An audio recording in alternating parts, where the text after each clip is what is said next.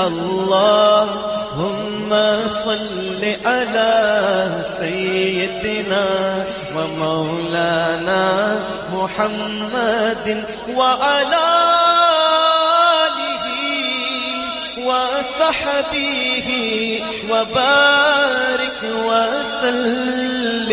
زکوٰۃ بنیادی طور پر 4 قسم کی چیزوں میں واجب ہوتی ہے۔ نمبر 1 سونا، نمبر 2 چاندی، نمبر 3 نقدی یعنی کیش اماؤنٹ، نمبر 4 مال تجارت۔ اب اس کی تفصیل یہ ہے۔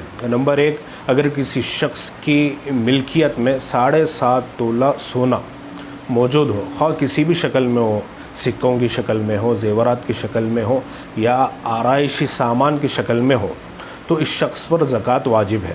نمبر 2، اگر کسی کی ملکیت میں 52.5 تولہ چاندی موجود ہو، خواہ کسی بھی شکل میں ہو، زیورات کی شکل میں ہو، ڈلی کی شکل میں ہو، آرائشی سامان کی شکل میں ہو یا سکوں کی شکل میں موجود ہو، تو اس پر زکوٰۃ واجب ہے۔ نمبر 3، اگر کسی کی ملکیت میں سونے کی مذکورہ مقدار یا چاندی کی مذکورہ مقدار نہ ہو یا ہو لیکن اس مذکورہ مقدار سے کم ہو، تو اب دیکھا جائے گا کہ اگر اس کی ملکیت میں یہ 4 چیزیں سونا، چاندی، نقدی یعنی کیش اماؤنٹ اور مال تجارت موجود ہو یا ان میں سے بعض موجود ہو اور ان کی مجموعی قیمت 52.5 تولہ چاندی کی قیمت کے برابر ہو، تو اس پر بھی زکوٰۃ واجب ہے۔ مثال کے طور پر آج کل یعنی 1 تولہ سونا یا 2 تولہ سونا کسی کے پاس موجود ہے رکھے ہوا، اور ساتھ میں کچھ کیش اماؤنٹ بھی اس کے پاس موجود ہے، چاہے وہ 10 روپے 20 روپے ہی کیوں نہ ہو، تو اس پر بھی زکوٰۃ واجب ہے۔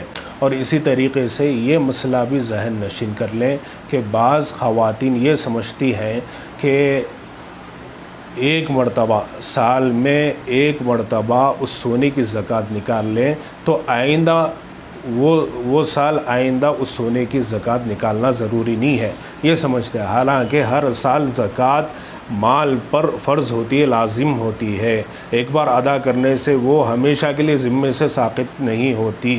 یہ سراسر غلط فہمی ہے، اور بعض خواتین کا یہ خیال ہے کہ یہ زیورات ہم چونکہ استعمال کرتے ہیں اور استعمال شدہ چیزوں پہ زکوٰۃ نہیں ہے، لہذا ہم یہ سونا اور چاندی کی زکوٰۃ ادا نہیں کریں گے۔ ایسا نہیں ہے، چاہے آپ استعمال کرو یا بند کر کے الماری کے اندر رکھ دو، تب بھی اس کے اوپر زکوٰۃ واجب ہے۔ اور یہاں پہ ایک مسئلہ یہ بھی ذہن میں رکھ لیں کہ تجارت کے مال کے اوپر بھی زکوٰۃ واجب ہے۔